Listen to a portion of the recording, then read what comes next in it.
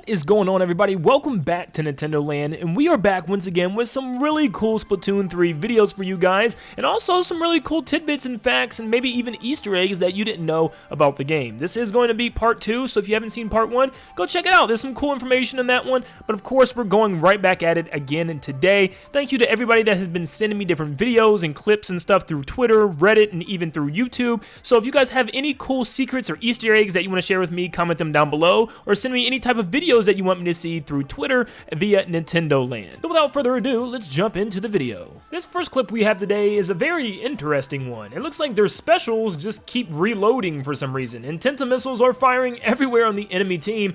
I'm not really sure what's happening here. I don't know if this is a glitch. I don't know if this person is hacking, or if there's just some, special thing with this spot that they're in that's allowing them to keep reloading their special. You might want to change the name to like the 100 missile, because they ended up getting over 40 kills with this thing. It's kind of ridiculous. I would have been very upset for the other team. For those of you that want to go back to the crater and do some of the beginning missions, as well as fight the first boss, which was DJ Octavio, if you talk to this little Zapfish doll, you can relive the memories, and it will actually take you back in time right before you fought DJ Octavio, allowing you to play any of the past levels and also fight this boss. But this fact is about the boss itself, because right before you fight DJ Octavio, you can shoot around, you can go into squid form, you can jump, you can even throw a little buddy, and DJ Octavio will not move a muscle until you officially make a movement yourself. Whether you move around or use your special, then he'll eventually start charging you and rushing you. But it's funny because he just waits for you to do your first attack. See, even DJ Octavio can let you prepare yourself before a fight. He's kind of a nice guy.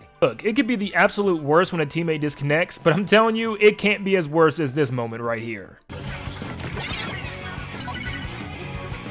Yep, their teammate lagged out right as they were going to slam their Rainmaker to win the game. This is definitely unfortunate. Hopefully the game still went on and they went to win it, but that's definitely upsetting. Now, most of you guys probably already know this one, but if you go back behind that doll of the Zapfish, you will see Mr. Grizz. Once again, that little statue of him holding the salmonid in his mouth. This is how you replay the end part of the story mode if you want to go through that again and fight the final boss. But this statue was actually replaced once you beat the game with something very different in the Salmon Run game mode. Yep, now in Salmon Run, you'll see Small Fry, which turned into Huge Fry, is now eating Mr. Grizz. It's hilarious. It's a brand new statue, and it does make me wonder who's giving the orders this time around. Lots of the conspiracy theories say Little Judd, because now Little Judd carries a microphone and headset on him, so maybe he's going to be the next villain? Who knows? But it's still kind of weird that we're still fighting Salmonid after we learn the whole story throughout the story mode. Inkbat can be very annoying, but sometimes you just need to take a Splatbrella to the face in order to push them back. Yep, you can just kind of push people away with this thing and eventually kill them with it. It was a weird kind of interaction there, but I guess this is one way to take out this thing. Now, obviously with the Splatcast in Splatoon 3, I found a cool little secret and a nice little touch with details that Nintendo put in this game. So you can now skip these Splatcasts altogether and put them in a small news headline above you as you walk around the plaza, but if you walk up to the window of the studio, you get to actually see what's going on live with the chat. And yes, the character interactions and their voices match up with exactly what they're talking about during the broadcast. You can actually go in and out of it, and it matches up almost exactly identical, which is so cool because it's actually happening, and it's just like a really cool world building thing they did, and I love it. And just like the other games, if you stare at them for a while, they'll eventually notice you and wave your way. Even Big Man's happy to see you. Slammin' lids are a brand new type of boss salmonid that slam lids on you when you get underneath them. But if you go up for a ride and collision with another one, they might turn into fling lids that actually fling you off into the water. Yep, be careful up there, and if you're riding one of these things, it's probably best to stay away from any other boss salmonid. This is a really cool secret that I definitely didn't notice at first, but the lobby screen when you go to the practice range is actually a Nintendo Switch that's curved, like a curved TV. I guess eventually we're gonna get curved Switches, because yeah, this is actually a Switch. You can look at the sides and see the rails where the Joy-Con snap on, and even underneath it you can see the two holes where it slaps into a dock, and also the USB-C port in order to charge the thing. That is really cool attention to detail. So you may not actually be able to interact with the people in the holograms that are in the lobby with you, but you can play fun little games with them, like these guys are playing Leapfrog together. I mean, seriously, this is awesome. Well, I guess you could say Leap Squid, but look at everybody that's joining in. This is just what I'm talking about. This is what the community is for, and a little change like this to Splatoon 3 is the reason why this game is so much fun.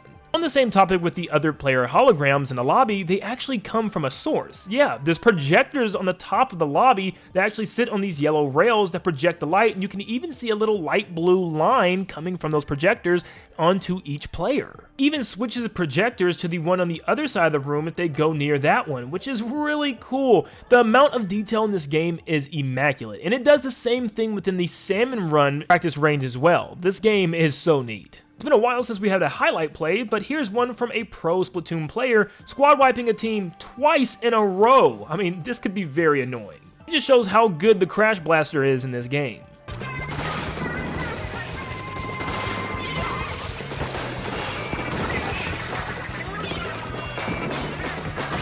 Yeah, I guess it's safe to say that blasters are really good in this game. Alright, I got another crazy Easter egg to blow your mind here. When you enter the very first mission within Alterna, you'll come across the new system of Orga, which is the system that kind of runs the place and records everything and documents all kind of findings that it finds within your challenges. And when it starts up and boots up for the first time, it plays this sound. If you don't know what that sound is, it's actually the boot up sound to the Wii U exactly, just in a softer pitch. Listen.